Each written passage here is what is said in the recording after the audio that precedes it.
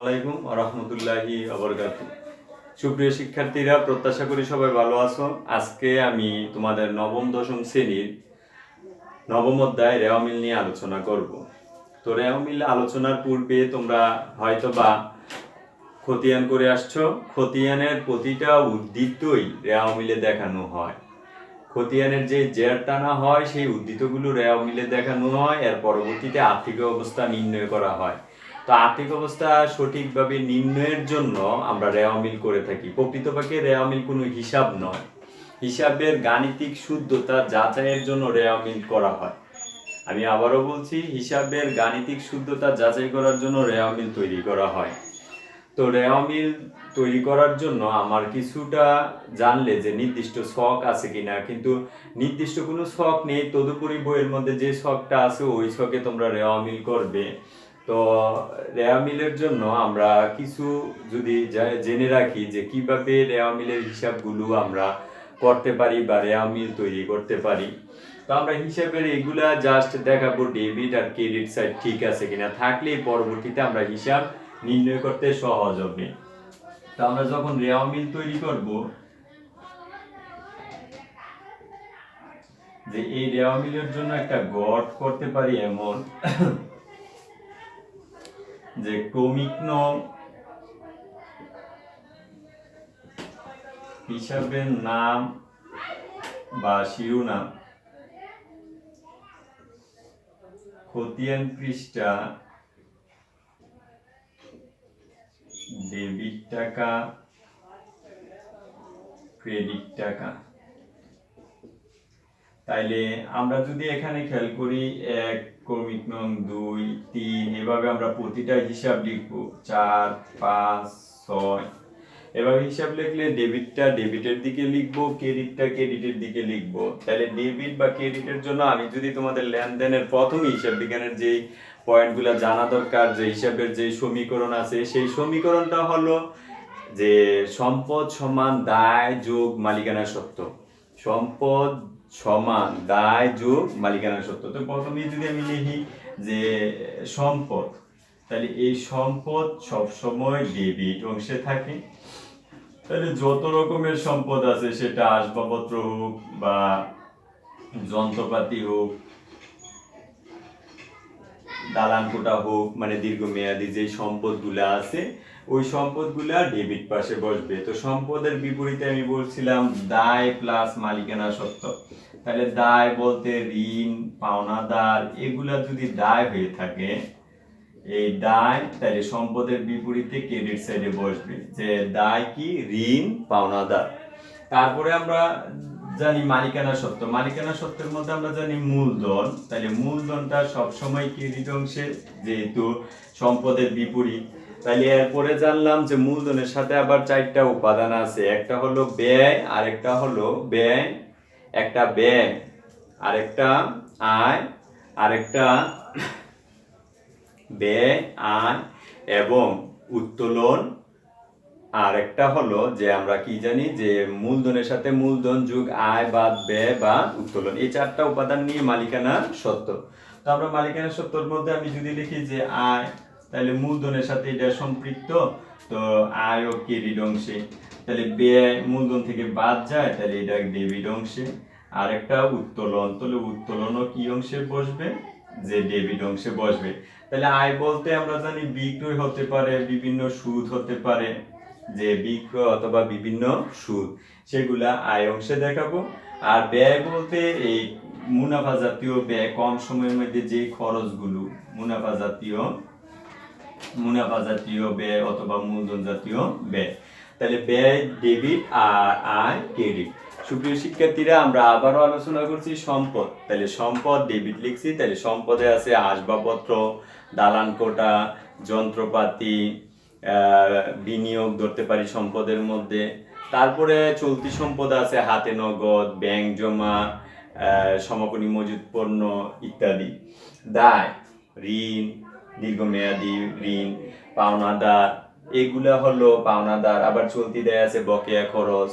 তো মূলধন ক্রেডিট, আয়, বিক্রয়, কমিশন প্রাপ্তি, ব্যাংক জমার সুদ, বিনিয়োগের সুদ, এগুলো হলো আয়। ব্যয়, মুনাফা জাতীয় ব্যয় বলছি, সেগুলা পণ্য ক্রয় হতে পারে, বেতন, বীমা, সেলামি, বিজ্ঞাপন, ইটিসি। উত্তোলন, উত্তোলন তো আমরা জানি মূলধন থেকে উত্তোলন সব সময় বাদ যাবে। তো এই অংশটা মনে থাকলে তোমরা রেওয়া মিল করতে কখনো প্রবলেম হবে না। আমি প্রত্যাশা করি সবার নিকট যে তোমরা যখন এই অংশটা মনে রাখবা, তখন এই অংশটা মনে রাখলে তাহলে রেওয়া মিল অংশ করার জন্য কখনো প্রবলেমে পড়বে না। তো সুপ্রিয় শিক্ষার্থীরা, আরেকটা অংশ মনে রাখতে হবে প্রত্যেকের, যে যদি তোমরা এই রেওয়া মিল করে থাকো, রেওয়া মিলে আমরা হিসাবের শুদ্ধতা যাচাই করব। তদুপরি এই শুদ্ধতা যাচাইয়ের জন্য আমরা আরেকটা অংশ দেখব যে এই রেওয়া মিলে আবার কিছু এন্ট্রি আসে না। সেই এন্ট্রিগুলো হলো কি, যে রেওয়া মিলে অন্তর্ভুক্ত হয় না, রেওয়া মিলে অন্তর্ভুক্ত হয় না এমন দফা বা হিসাব। এমন দফার মধ্যে আমি একটা লিখলাম নগদ তহবিল, নগদ। 2 নম্বরে লিখলাম ব্যাংক ব্যালেন্স, এই ব্যাংক জমা, নগদ তহবিল বা ব্যাংক জমা, ব্যাংক তহবিল। আরেকটা লিখলাম সমাপনী মজুদ পণ্য। তাইলে এই সমাপনী মজুদ পণ্যরে আবার লেখা যায় যে শুধু মজুদ পণ্য লেখা থাকলো 31/12/2020, এভাবে থাকলে এটাকে বলা যায় এক মাসের শেষে হলে সমাপনী মজুদ পণ্য। আর ব্যাংক তহবিল, নগদ তহবিল এগুলা হলো 1 তারিখের, 1/1/2020, 1/1/2020। তাহলে আমরা 1 তারিখেরটা আবার জানি প্রারম্ভিক। তাহলে 1 তারিখেরটা যদি প্রারম্ভিক হয়ে থাকে আর 31 তারিখেরটা সমাপনী, এই 3টা এন্ট্রি থাকলে তোমরা নবম দশম শ্রেণীর জন্য মোটামুটি ধারণা থাকে। তদুপরি আরো কিছু এন্ট্রি রেওয়া মিলে আসে না, সেগুলো হলো যে রেওয়া মিলে আসে না এমন এন্ট্রিগুলো হলো যে এই 3টা দফা ব্যতীত আরো আছে, যেমন সম্ভাব্য দায়। এগুলা তোমরা একটু আলোচনা করবা বা দেখবা, সেগুলা তোমরা পারবা। তো আমি একটা অঙ্ক করে তোমাদেরকে এই রেওয়া মিল সম্পর্কে আরেকটু ধারণা দেওয়ার চেষ্টা করছি। তোমাদের এই নবম দশম শ্রেণী বইয়ের 138 পৃষ্ঠার মধ্যে আছে যে 138 পৃষ্ঠার প্রথম অঙ্কটা, 138 পৃষ্ঠার প্রথম অঙ্কটার মধ্যে আমি যদি দেখি, প্রথমেই লিখে আছে ক নম্বরের প্রশ্ন, শিহাব এন্ড ব্রাদার্স এর রেওয়া মিলে কোন কোন দফা অন্তর্ভুক্ত হবে না তার পরিমাণ নির্ণয় করো। তো আমরা যদি রেওয়া মিলে অন্তর্ভুক্ত হবে না তার পরিমাণের মধ্যে একটু আগে এই 3টা এন্ট্রি দেখাইছি, তাহলে এই 3টা এন্ট্রির মধ্যে যদি দেখি ক নম্বর সমাধান, যে রেওয়া মিলে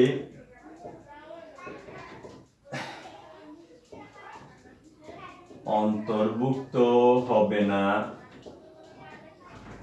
রেওয়া মিলে অন্তর্ভুক্ত হবে না তার পরিমাণ নির্ণয়। তাহলে রেওয়া মিলে অন্তর্ভুক্ত হবে না, এদিকে যদি আমরা 3টা এন্ট্রি লিখে রাখলাম, যে একটা হলো হাতে নগদ আছে 1 তারিখে, তাহলে আমি লিখতে পারি বিবরণের ঘরে বিবরণ টাকা। তাইলে প্রথমে লিখলাম হাতে নগদ 1 তারিখে, হাতে নগদ আছে 1/1/2017, তা টাকা হলো 15,000 টাকা। তাহলে দ্বিতীয়ত আছে হাতে নগদের পরে আমরা আবার দেখতেছি সমাপনী মজুদ পণ্য আছে, তাহলে সমাপনী মজুদ পণ্যের মধ্যে দেখলাম 12,000 টাকা। তাইলে এই 2টা এন্ট্রি ছাড়া আর বাকি দেখতে পাচ্ছি না, তাইলে আমাদের এই 2টার যোগফল হলো রেওয়া মিলে অন্তর্ভুক্ত হবে না তার পরিমাণ। তাহলে 12/15 হলো 27,000 টাকা। তাহলে রেওয়া মিলে অন্তর্ভুক্ত হবে না 27,000 টাকা। তো সুপ্রিয় শিক্ষার্থীরা, এইভাবে ক নম্বরের প্রশ্ন থাকলে তোমরা ক নম্বরের প্রশ্নগুলো সমাধান করবে। আরেকটা অংশ আমি করিয়ে দিচ্ছি, সেটা হলো যে শিহাব এন্ড ব্রাদার্স এর একটা রেওয়া মিল তৈরি করো।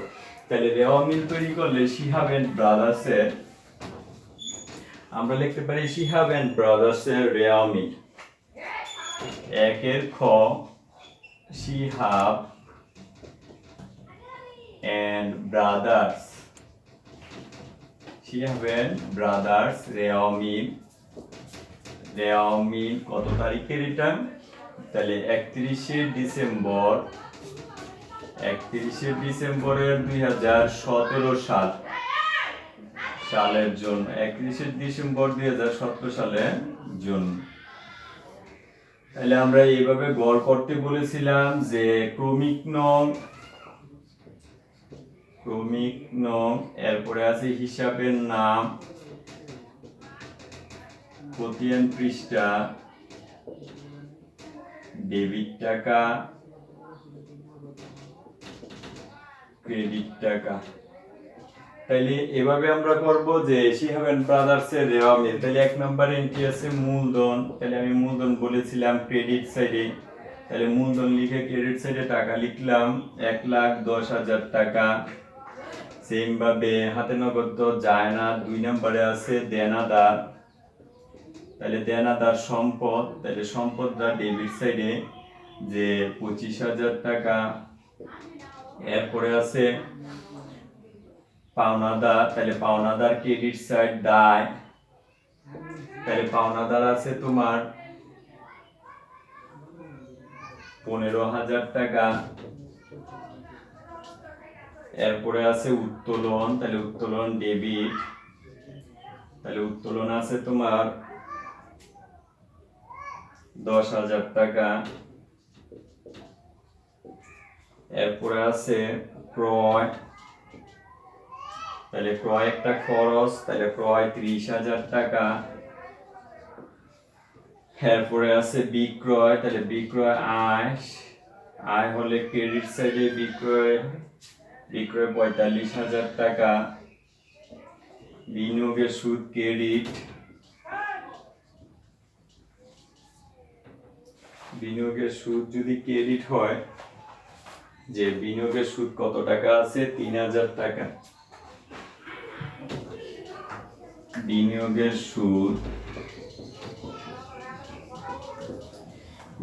সুদ দ্বারা আমার 3,000 টাকা ক্রেডিট সাইডে। তাহলে সেম ভাবে তোমার সমাপনী মজুদ পণ্য যায় না, তারপরে আছে বীমা সালামি, বীমা সালামি ডেবিট অংশের মধ্যে যাবে 5,000 টাকা। আমদানি শুল্ক ডেবিট সাইড, আমদানি শুল্ক যাবে কত 3,500 টাকা। এরপর আছে কমিশন প্রাপ্তি ক্রেডিট, তাহলে কমিশন প্রাপ্তি ক্রেডিট সাইডে যায় তোমার 2,000 টাকা। এরপরে আছে তোমার আসবাবপত্র, তাহলে আসবাবপত্র ডেবিট সাইডে যায় 40,000 টাকা। এরপরে আছে বিজ্ঞাপন, তাহলে বিজ্ঞাপন ডেবিট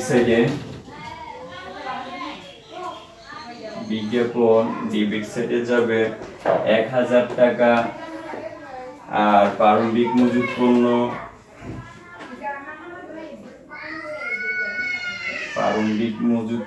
ডেবিট সাইডে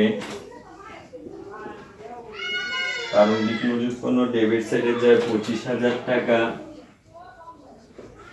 আরেকটা এন্ট্রি আছে সমাপনী ব্যাংক জমা, তাও ডেবিট সাইডে। সমাপনী প্রারম্ভিক হলে এটা মিলে আসতো না, ব্যাংক জমা, সমাপনী ব্যাংক জমা যাবে 6,000। তো এই সবগুলা যোগ করলে ডেবিটের সমান ক্রেডিট হবে, এভাবে তোমরা রেওয়া মিলের অঙ্কগুলা সমাধান করবা, ডেবিট হলে ডেবিট, ক্রেডিট হলে ক্রেডিট। এই পর্যন্ত আজকের ক্লাস, পরবর্তী ক্লাস দেখার আমন্ত্রণ জানিয়ে আজকের মতো শেষ করছি। আল্লাহ হাফেজ।